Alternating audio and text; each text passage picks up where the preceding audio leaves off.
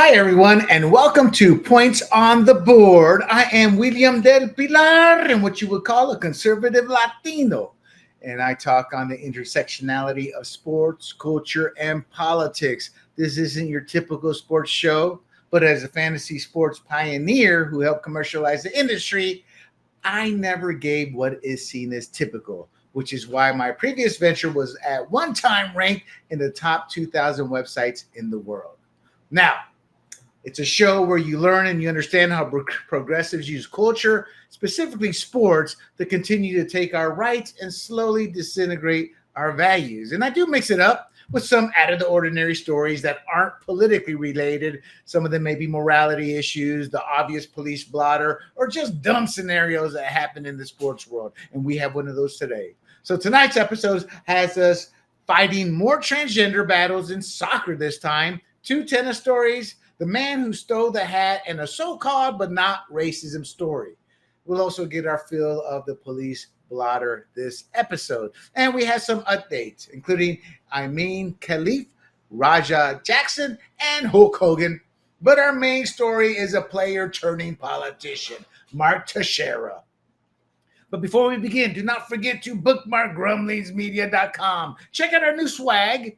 We got hats, t-shirts, and some cool cups.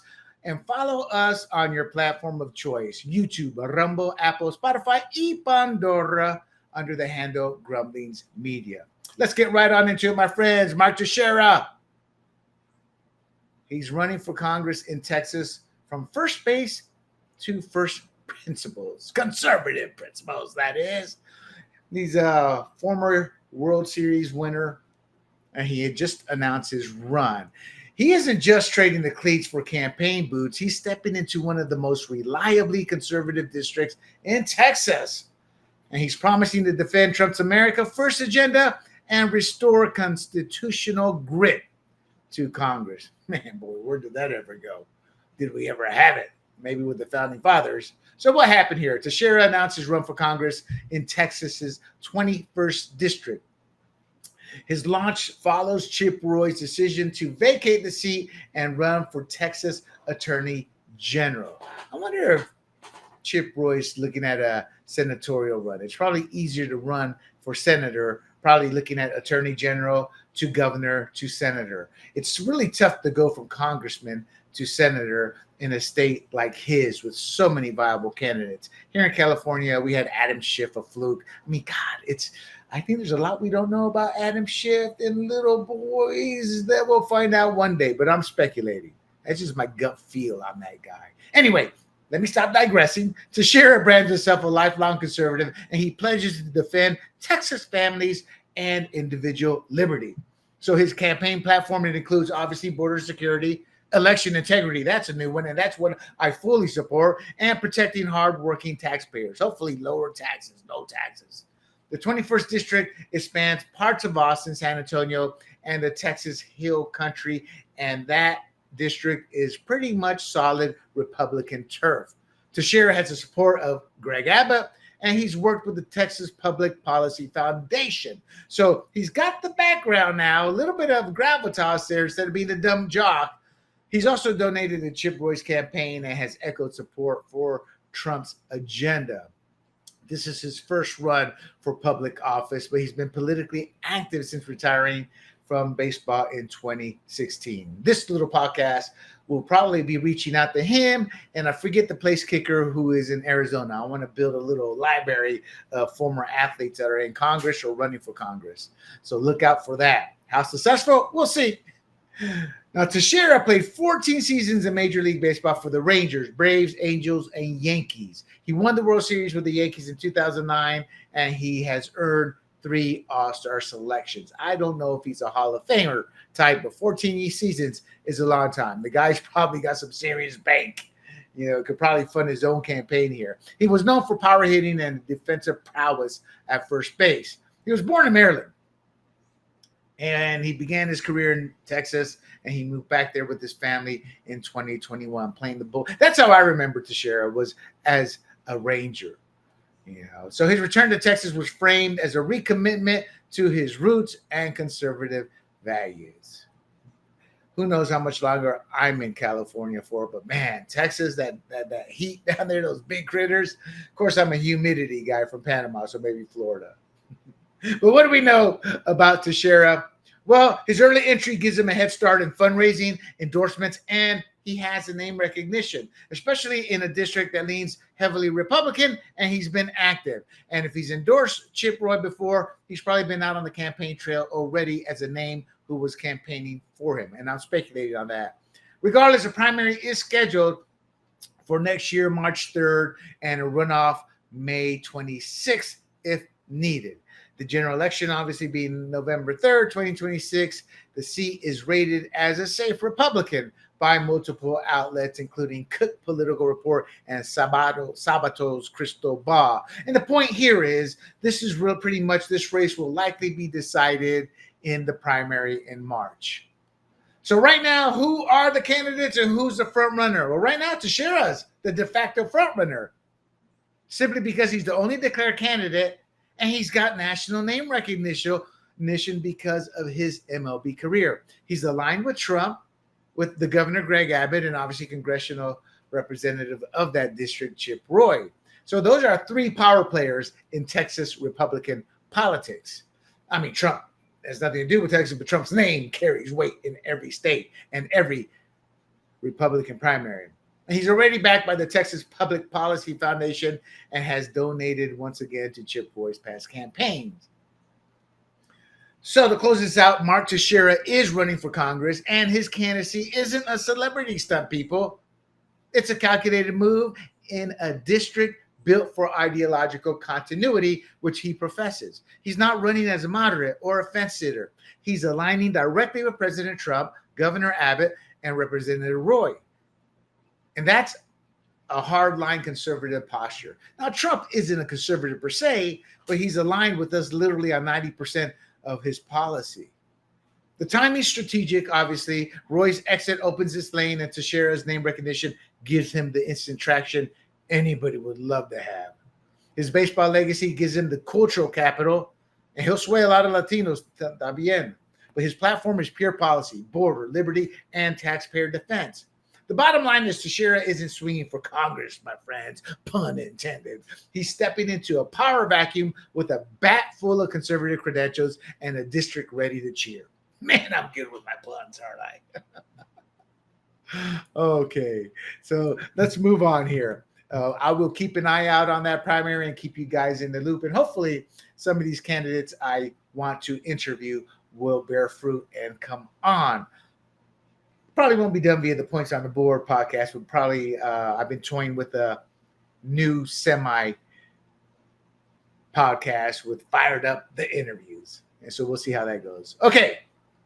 So the other big story of the night is Australian women's soccer team with male players wins the Premier League title again when inclusion becomes intimidation. Go figure. So Flying Bats FC just won the Women's Premier League Grand Final. Let me repeat that. Women's Premier League Grand Final. Undefeated, 65 goals scored, only 4 conceded. So in this season, they scored 65 times and only had 4 goals against them. 6 of those games, or rather those wins, came from forfeits. Why? Because 5 of their players are biologically male. And some teams refuse to play. I would not have my girl team playing against these men. Soccer can be physical at times. You don't see it as physical, but it can be very physical. It's a dirty sport at times. So what happened? The Flying Bats FC wins the Women's Premier League Grand Final. Now, this story is a little bit older, but when I came across it, I'm like, man, I got to talk about this one. So I apologize about it. This is not a recent story to my knowledge, but let me double check that. You know, my producer may have gotten this story wrong here and it came from various sources. Let me double check that for you, my friends. When was this? Okay, I apologize. Okay, I thought this was from last year when I was looking at my notes, but no, this was recent. It took place on August 31st, 2025. So I apologize about that. So they just won the Women's Premier League Grand Final, undefeated, 65 goals, only 4 against them. Wow. Let me read this off to you that I just came up with. So they're a Sydney-based women's soccer team that includes multiple trans-identified male players, and they won the Northwest Sydney Women's Premier League title for the second consecutive year. Okay, that's why I was thinking last year. Some of my notes are from last year. I put stuff away, and then I missed the window, and it came back up. Second year in a row.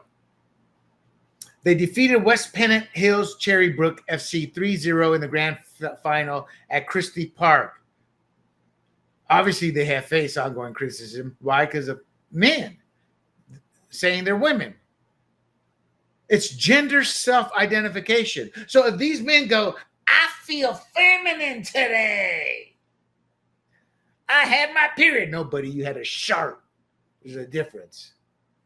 But they have the self-identification. So regardless, so they're men playing as women. Now, the controversy intensified because of security measures, phone confiscation, bag checks at matches, allegedly to shield trans players from public scrutiny. Whatever. So, they won in August of 2024. They won in August of 2025. The team went undefeated again, scoring 65 goals and conceding only 4. 5 transgender players are reportedly on the roster. 6 teams forfeited matches against them, including both semifinal opponents. Forfeits were in protest of biological males. I agree with it. Australia, you are the most bleeped up country outside of the UK. France is a close third there. So the league organizers warn clubs that forfeiting could be seen as discrimination and result in fines. So in essence, they're bullying the teams to go, you will play against that girl, ho. If not, I'm going to fine you harder than the pimp beating on you. That's what they're saying. And I guess a couple of teams that were well regarded, Putney Rangers FC and Macquarie Dragons FC, refused to play. One player suffered a broken leg in a match. Some players and parents raised concerns about fairness and safety. League officials allegedly dismissed these concerns and prioritized inclusivity enforcement. I got to be honest. These are the league officials I'd love to take into a dry room. A dry room is an old Navy term. You take them in there and you take care of business. I once got into it in my early Navy career. And the commander was like, you want to go to the dry room? Company commander. I was like, hell yeah. That's when I started to realize New Yorkers talk a lot of trash. He didn't want to go. And I'm not nothing that you're going to be fearing. But these bigots, these losers, they're vile, they're repugnant, they're repulsive. Telling women you got to play against a physically bigger, stronger man. I just hate that. So this isn't just about soccer. It's about institutions enforcing ideology over fairness. That's what it is. Even when players walk out the field, they still get threatened and bullied to get back on the field. They went undefeated, the Flying Bats. They won the league title. And I guarantee you more teams will stop playing them because it's impossible to beat them. Look, y'all remember when the vaunted ideologically inbred women's soccer team with Megan Rapinoe and company, they lost their 15-year-old boys. It happens all the time. Yeah, I don't like them. I don't like her. Not because of what she is, because of what they push and shove. I don't care if you're gay. I don't care if you're transgender. Don't be shoving that stuff into women's sports with men who are bigger biologically and physical, or bigger physically and stronger from inside and out, stronger bone structure, muscle, etc. And then don't be lopping off the genitals of the young uns who you convince is trans and have them undergo irreversible transitions. That's when I get angry. You want to mess yourself up, or if you truly are that, then by God, you'll meet your maker, have to figure that out with him. But I do believe there are some that have issues. But this is nonsense. League officials warn clubs, again, forfeiting could be considered discrimination. Screw you. And the U.S. needs to take a stand. I mean, what's happening to the UK, Australia? We need to take a stand. If this was a third world nation, we'd impose sanctions, we denigrate them, we go, they're wrong. But these are our allies, so we don't say a damn word. I don't view Australia, nor the UK, nor France as American allies. I actually view them as the enemy threatening our culture and our values.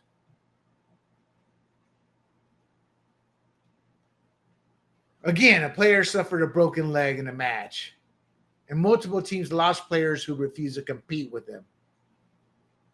This league's position wasn't neutral, it was coercive. Player faced punishment. And we don't care what the physical risk is. We don't care what the competitive imbalance is. This isn't inclusion, it's intimidation. When fairness and safety are rebranded as discrimination, the game stops being a sport and it becomes a battleground for ideology. God, it just sickens me. All right, let's move on before my blood pressure causes me to... Tennis fans furious at man. Kamil Majrazek. He's a guy. He's a Polish CEO. Piotr Szczerek, I guess is his name. Kamil Majrazek was the player, and Piotr Szczerek snatched the hat away from a boy at the U.S. Open who was supposed to get it. So it was a signed hat meant for the young fan, and it went viral. It became a symbol of a-holes in sports. Who he's not the first. Many times you've seen a baseball, basketball, football shirt, whatever, being tossed to the little kid, and then somebody will grab it and keep it. You know, that's when security needs to step in. Enough of this nonsense. That's what happened here. It was meant to go to the young fan. The millionaire CEO, he snatched it. He took it purposely. He knew it wasn't for him. What did he do? He blamed the crowd the moment, and then the kid. Got to be quick. Lesson in life, boy. So Kamil Majrazek, he defeated Karen Khachanov at the U.S. Open. So he was signing autographs, and he went to offer the hat to the kid. And this guy is CEO of a Polish paving company, Grumblings. So if you're ever in Poland, don't do business with him. Grumblings. I like that. Grumblings. Dog ass is what he is.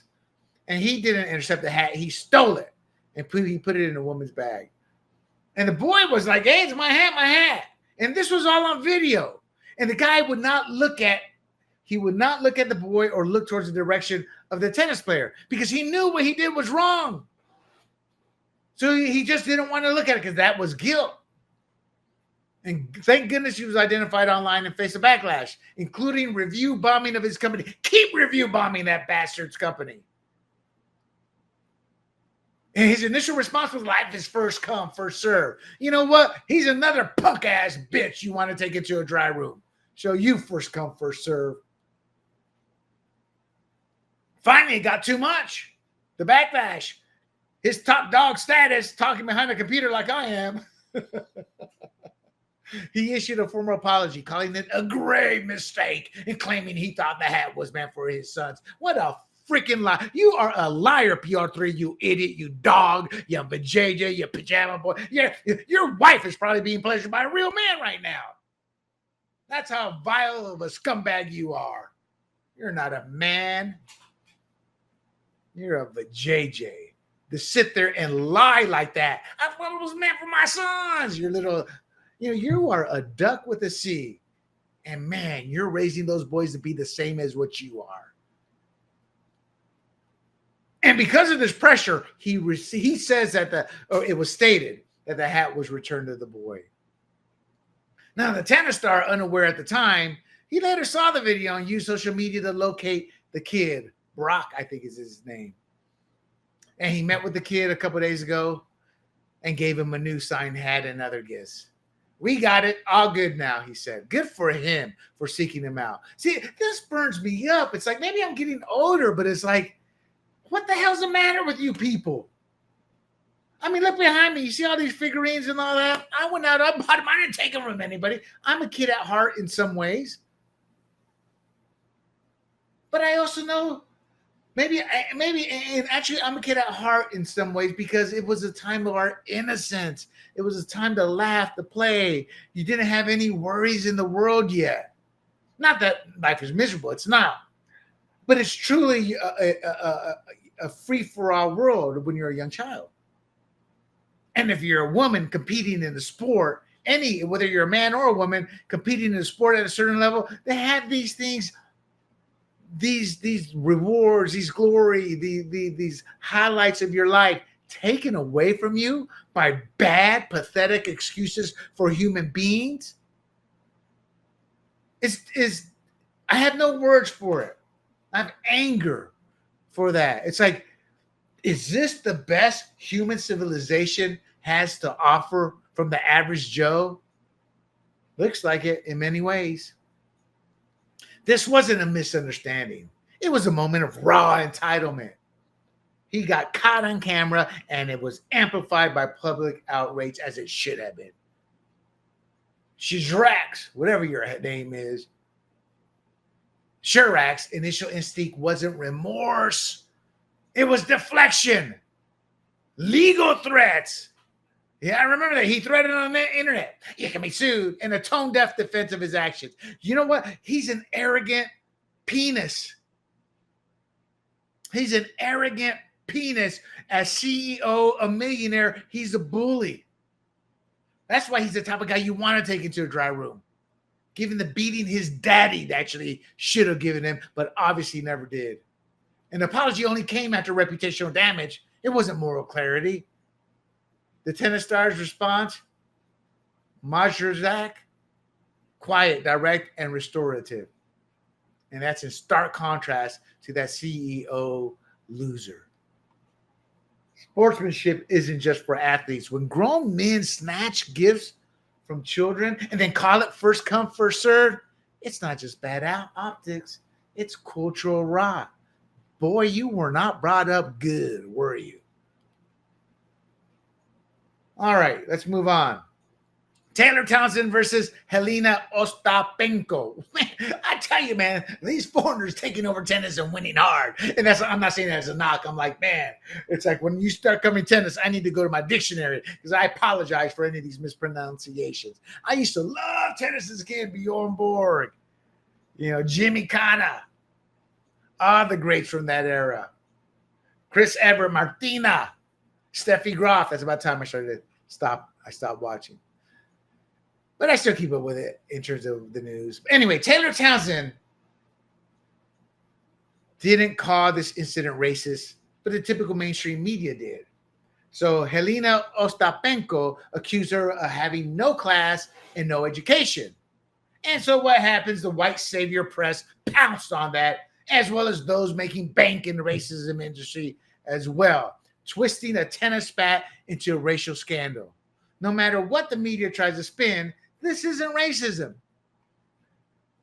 Taylor Townsend beat Jelena Ostapenko in straight sets at the U.S. Open.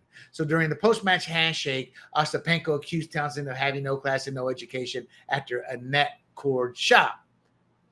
And then she responded, rightfully so. You can't argue this. I let my racket talk. And she refused to speculate on Ostapenko's intent. Maybe it was racism, but that's not a racist statement. Townsend says she didn't take the comments as racist, but acknowledged the stigma of being called uneducated. That's bull. I call bullshit on that. I grew up in the South. Many of my friends were black. My school was it was a community. Never was you uneducated. I'll get to that in a second. But Ostapenko later apologized, claiming her phrasing was about tennis etiquette, which it was. What the hell does she... Let me give you a point here. I had no clue about racism until I moved from Panama to the States. Is there racism everywhere? Yes.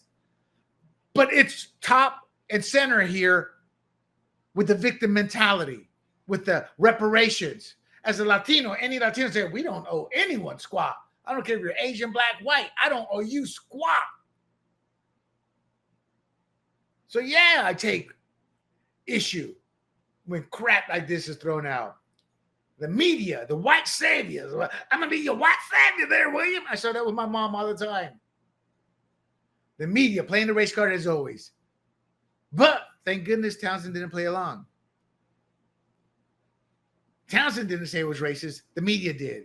Because they need outrage to stay relevant. This is classic white savior journalism, people.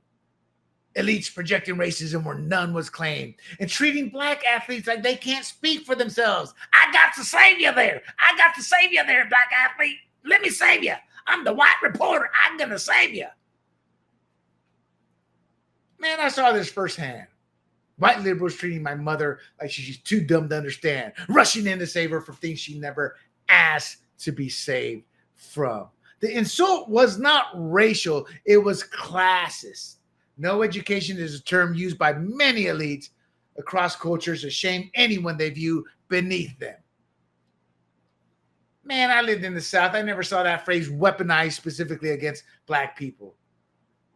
It's used more against the poor, the rural, the working class, regardless of race. I saw it used across the board based on the person where they were social class standing. I'm sick of this garbage. Ostapenkos from Eastern Europe were blunt language and class hierarchy are cultural norms, not racial attacks. This was much ado about nothing. The real insult is the media's assumption that Townsend couldn't interpret the moment herself. That's the bigotry, believing black women need white liberal women to explain their own experiences. All right. Boy, I've been on a rant all episode. Police blotter. When talent meets arrogance and accountability vanishes.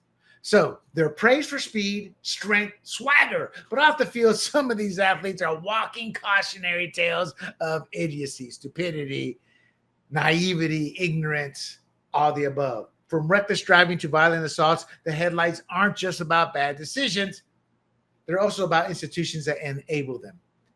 Look, I tell this story all the time, but an agent and some former players told me, I also asked, that once an athlete's talent is discovered, they can do no wrong.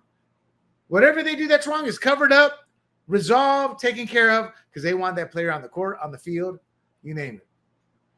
You combine that with today's victim society and entitlement and petulant attitudes, create these scenarios. It's not that these people, these young athletes are bad people. It's that they've never been told no. So let's hope that they learn from these tragedies. Let's hope the families that are affected can forgive. But let's hope they pay the price when death is involved. But at the end, let's hope these young men and women grow into responsible, self-controlled members of society who leave behind a legacy of impact, not one that's notorious, vile, and repugnant. Sadly, many in the media will soften the blow depending on who the athlete is. It is not, y'all probably thinking black athletes. No, remember Big Ben Roethlisberger? They helped cover up for him. The leagues will manage these optics and the public will forget by the next season, especially if it's a star player like Big Ben. But here at Grumblings Media, we don't, because growth requires more than talent. It demands responsibility and accountability. So here's the latest round of stupidity from young, immature, entitled men. Let's hope they learn from this. So Miami's Adarius Hayes charged after fatal crash, reckless speed, 3 dead, institutional silences. So he's a University of Miami linebacker, Adarius Hayes. He's facing 3 counts of vehicular homicide after a reckless driving spree killed a grandmother and 2 children. The media saw coverage, and the school silence speak volumes. Actually, the media did cover this. It's a school silence that speaks volumes. So what happened? In May, he drove his Dodge Durango about 79 miles in a 40-mile-an-hour zone, weaving through traffic in Largo, Florida. 5 seconds before impact, he crossed 3 lanes without signaling, then swerved back into the curb lane. His vehicle struck a Kia Soul that was lawfully executed in a left turn. The victims, 78-year-old Gail Price, died the next day. 10-year-old Habari Solomon and 4-year-old Charlie Solomon Rivera were ejected and died at the scene. There was a 4th passenger, Herbert Rivera, who survived with serious injuries. Hayes did turn himself in, and he was released on $350,000 bond. He turned himself in August 29th. He's been indefinitely suspended from the football team of Miami, the Miami Hurricanes. Police cited willful and deliberate disregard for the safety of others. Three counts of vehicular manslaughter, 1 count of reckless driving. Look, Hayes wasn't just speeding. He was driving like the law didn't apply, and 3 innocent lives were lost. You know, most reckless drivers get lucky. I've been stupid as well, and we walk away ashamed. We're grateful that no one was hurt. Hayes didn't. He killed a grandmother and 2 children, and he must pay the price, period. There's no spin, no sympathy. There's no delay of justice here, or rather, there should be no delay of justice. And why, you're asking? Well, in most cases, a lesson can be learned because no one gets hurt. We kind of roll our eyes in shame and go, oh, thank God. But this time, 3 lives were lost. That's why. He's also a product of a generation taught to play the victim when things go south. It's an entitlement generation. And it's not Black. It's not white. It's not Asian. It's not Native American. It's not Latino. It's all the above. And that mindset breeds arrogance, not accountability. When you combine entitlement with a sense of invincibility, when we're young, we think we're invincible. This is what happens. Tragedy, trauma, and lives destroyed. Miami suspended him, but the institutional response was sterile. There's no apology, no public reckoning, just procedural distancing. Look, we in society believe in justice, not excuses. Hayes made a choice, and that choice ended 3 lives. Now the system must respond with clarity, not caution. Shaq Mason arrested for domestic assault. NFL glory doesn't excuse criminal threats. So as 2-time Super Bowl champion Shaq Mason, he's behind bars after allegedly choking and threatening to kill the mother of his child. And the NFL silence is predictable, and the media's soft coverage is shameful. I didn't hear about this. I had to go search it out. So what happened? Last week, Franklin police arrested Shaq Mason after responding to a domestic violence call. He allegedly broke into the home of the mother of his child. How many times did we hear that? 3:11 a.m. He's accused of choking her, punching her, and sending a selfie text that read, quote, "I'm gonna kill you," unquote. Police observed a fresh laceration on the woman's lip and documented visible injuries. Mason was apprehended later that morning during a traffic stop. Booked on aggravated assault, aggravated burglary, harassment, and driving on a suspended license. What's the matter with you, dude? His bond was $150K. The court hearing is tentatively scheduled October 2025. This one, you take a step back because he's played many, many years. So this isn't just a criminal case. We have to look at the fact that it could be an unraveling of a once celebrated athlete. His life could be spiraling. He's a 2-time Super Bowl champion, but now he's accused of choking and threatening to kill the mother of his child. So, and the reason I say this is my first question that came to mind is CTE. Where is he mentally? Has he shown signs of decline, instability, or trauma from years in the game? Or is it like many over-the-hill athletes, Mason may be facing the harsh reality of irrelevance? And when no finally shows up, some don't know how to cope. If the allegations are true, justice must be served. But if there's underlying mental deterioration, we must make sure he gets help, and that's part of the equation. This could be a sad story about fame, fall, and the emotional wreckage that often follows when identity is built on performance. So look, the bottom line here is a woman was allegedly brutalized, or actually she was brutalized. We just don't know if it was him. Doesn't seem hard to figure out, though. But regardless, that demands accountability. But if Mason is mentally unraveling, this case should be a wake-up call, not just for punishment, but for intervention. All right, Michael Rowan McCullough charged with strangling his girlfriend when sports glory mass real violence. So former Ohio State player Michael Rowan McCullough is facing felony charges after allegedly strangling his girlfriend during a violent domestic incident. So what happened? Last week, Columbus police responded to a domestic violence call involving McCullough and his girlfriend. His girlfriend, the victim, she said McCullough broke her phone, punched her, pop, pop. Ooh. Man, the physical size of these young men with a woman. And these women are going to be petite regardless because the guy's so big. punched her repeatedly, grabbed her throat, and slammed her against a window. She lost consciousness due to the lack of oxygen. Officers documented visible injuries, including a black eye, swollen lip, and bruising on her throat. McCullough was arrested and booked on one felony count of strangulation. He's set to be in court September 2nd. So what makes this pathetic and sad at the same time is he played as a walk-on long snapper for Ohio State from 2018 to 2020. He medically retired in 2021. In 2024, he was involved in a car accident, and that resulted in the loss of his right eye. It literally, the hood of his car also kind of sliced his face up. Ohio State University has not issued any public statement regarding the arrest, and they likely won't. He's merely a former student athlete, and they shouldn't have to in this case.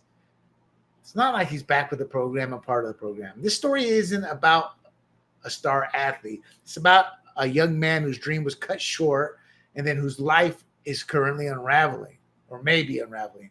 A walk-on who earned his spot as one of the biggest programs in college football. And look, people, that's a rare achievement. Remember the movie Rudy? And it ended after a freak accident cost him his right eye. I think that came after. So don't quote me on that. But if the allegations are true, they point to someone in deep psychological distress, not just legal trouble. The reported violence is serious, and the victim deserves and must have justice. But it's also clear McCullough may need help, not just punishment. This is a sad story, pathetic story all around. Lost potential, broken relationships, and the quiet collapse of someone who once beat the odds. Look, not every cautionary tale is about arrogance, though this may end up being one of that, or one case such as of arrogance. Some are about pain. If there's a path forward, it starts with accountability, taking responsibility, doing your time if you're guilty, then healing, and then support. All right. Rashee Rice suspended 6 games. NFL optics over accountability? Nah, I don't know. Let's break it down. So Chiefs wide receiver Rashee Rice, he's deemed as a very important piece of the receiving core for the Chiefs, is going to miss 6 games for a high-speed crash that hospitalized multiple people. He showed no remorse. That's why the outrage was there. The NFL calls it discipline, but it's really damage control. Because in this case, the star broke a law, and the league managed the headlines. They weren't concerned with justice. So March 2024, Rice caused a multi-vehicle crash in Dallas while racing at 119 miles. And then he fled the scene without checking on the victims, and some of them suffered serious injuries. In July, Rice pleaded guilty to 2 third-degree felony charges: collision involving serious bodily harm and racing on the highway causing bodily harm. Sentenced to 30 days in jail and 5 years probation. He should have been sentenced to more time in jail. I know the average Joe would have. But after pressure with no suspension stated early into the season, he was suspended 6 games and will now return in week 7 against the Raiders after missing the season's opening stretch, which some analysts say is a tough stretch the Chiefs are going to face. Rice committed felonies, fled the scene, and hospitalized innocent drivers. And NFL gave him 6 games. Some say that is injustice. It's optics. And the league is protecting its brand, not the public. And they're saying that because there are reports that they're looking at 10 to 12 game suspension. Then what happens? The NFL Players Association, if the NFL hangs strong, they'd win this case in the public opinion. And the Players Union would back down. But they don't. Why? Because they want the Chiefs to be competitive. They have the star players. So they quietly settled for 6 after pushback. And the media downplayed the crash to an extent. They focused on Rice's rehabilitation, and the fans cared more about his fantasy football impact than accountability. And as a former fantasy sports pioneer, that pisses me the hell off. If you're a star, you get a PR strategy. If you're a victim, you get silence. The NFL's conduct policy is a branding tool, not a moral compass. And I don't want him to be suspended 10 to 11 to 12 games to hurt him. Force him to do. Go to hospitals, go to units where these horrific types of crashes have done lifelong damage. Make him do nothing but community service for those 10, 11 weeks. That said, we have to forgive. And if Rice can learn from it, pay his restitution owed the victims, we can forgive because we were all young and stupid at once. So as harsh as I am, we have to be willing to forgive. Most of us were just lucky not to have what happened to him happen to us. So look, these stories, these police blotters aren't just about athletes. They're about a system that rewards talent and excuses everything else. Only because of social media and the backlash we bring to the table are we seeing justice meted out at times. The media spins, the institutions deflect. Social media forces them to answer. But the victims are left to pick up the pieces while the spotlight moves on. If we want change, we can't just call out the players. We must expose the machinery that protects them. The NFL, the college institutions, the agents, the media. Because until accountability becomes more than a PR buzzword, the next tragedy is already in motion. We're looking at you, Georgia Bulldogs, and your players racing and driving fast.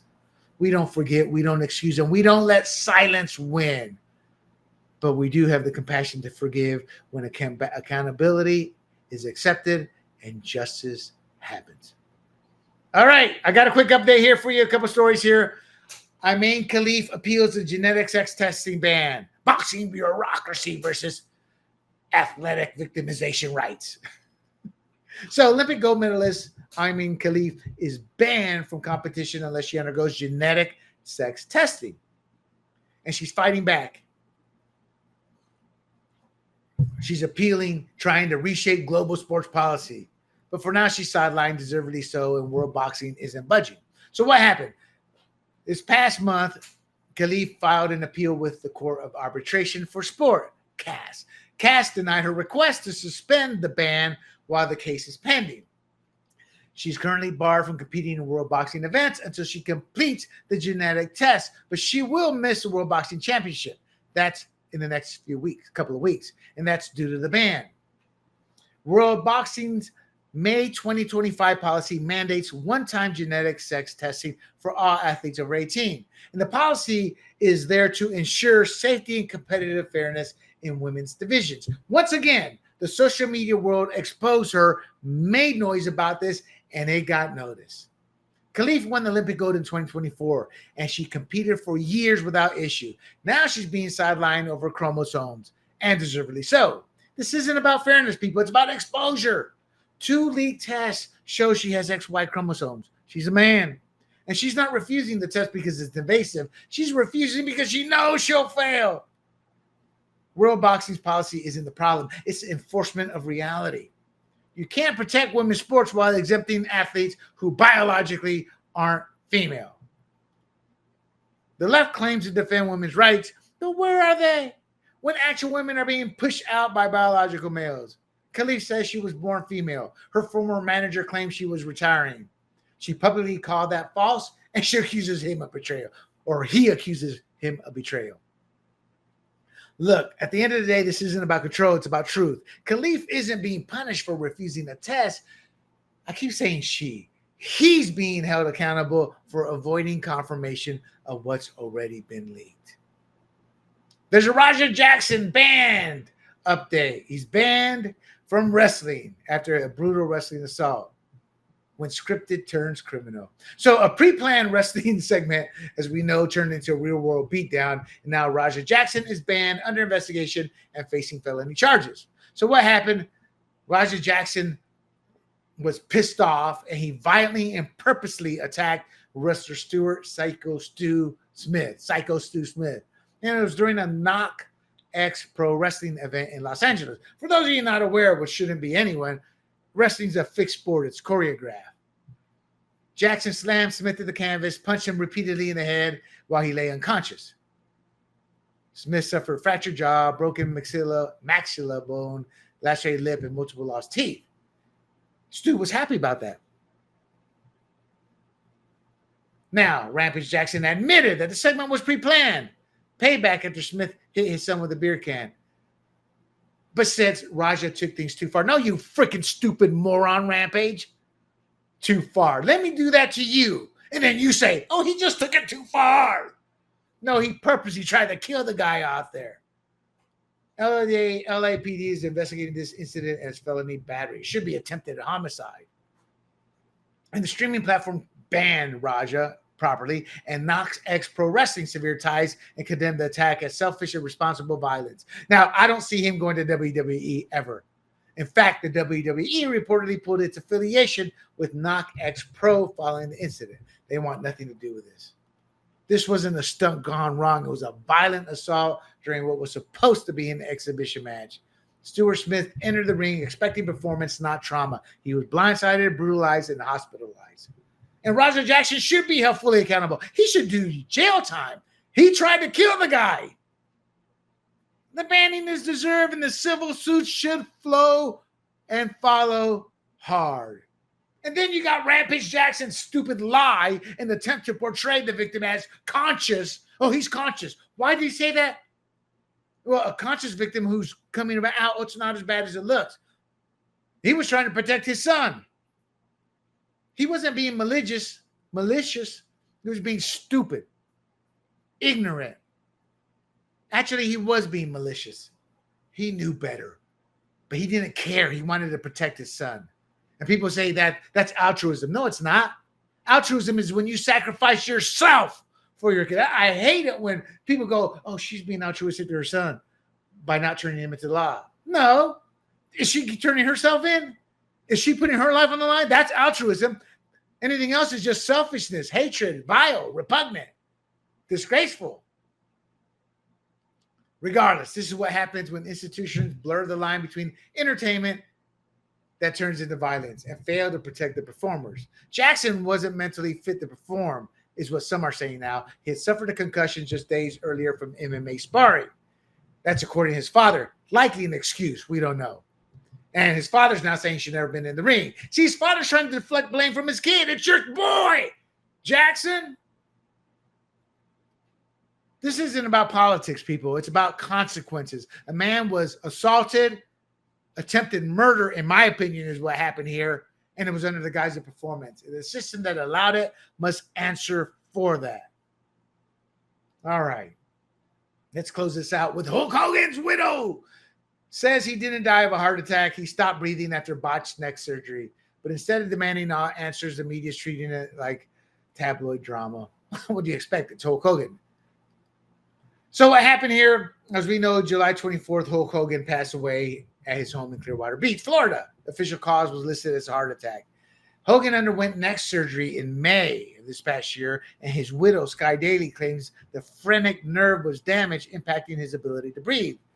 There was a 9/11 call audio that reportedly captures Daly saying, "My husband's not breathing. He just stopped breathing." An occupational therapist present at the time stated or also flagged phrenic nerve damage to police. Now, the widow, has commissioned a private autopsy, and the results haven't been released. The Clearwater Police Department is conducting its own investigation. They're calling it a unique nature of the case. And Hogan's cremation was delayed amid growing questions about the true cause of death. Look, this is a serious allegation of medical negligence that may have contributed to the death of one of the most iconic athletes in American history. Sky Daly didn't just lose her husband. America lost an icon. And she's the one, though, that's left navigating a system that may have failed him. And she's demanding answers rightfully. Brooke Hogan, their estranged daughter, she removed from the will, publicly questioned the official cause. Let's skip the funeral.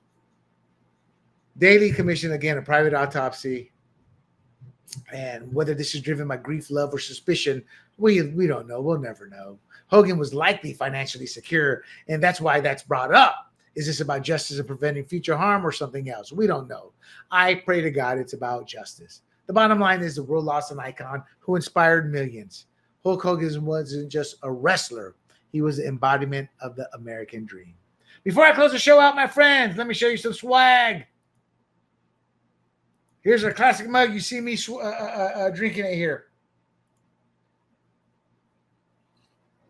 You can swipe the code. It'll take you to our store, or head on over to grumblingsmedia.com and check out the store. Then we got one for my Latinos out there. ¿Quién es el más macho? El presidente Trump es el más macho. I still haven't ordered mine. I got to order one and wear it. But you can check out our swag at grumblingsmedia.com or swipe the code there. And that's points on the board for this week, my friends. I hope you enjoyed it. And give me your thoughts in the comments. Good or bad. Feedback is always welcome. Am I too harsh? Do I need to tone it down? Am I too emotional? Let me know. But before we go, make sure you hit like or thumbs up and share this podcast. Then bookmark grumblingsmedia.com. Check out our swag and follow us on YouTube, Rumble, Apple, Spotify, and Pandora under the handle Grumblings Media. This is William Del Pilar for Points on the Board. This is Grumblings Media's longest running show. Until next week, stay safe and draft smartly with your fantasy football leagues, as next week is kickoff. I bid you adieu. Hey everybody, this is Big John from Grumblings Media, and I just want to say thank you for watching our content. If you want to support our efforts here at Grumblings Media, just smash the subscribe button right here, totally free, or just go ahead and consume more of our great content. Click either one of these two boxes.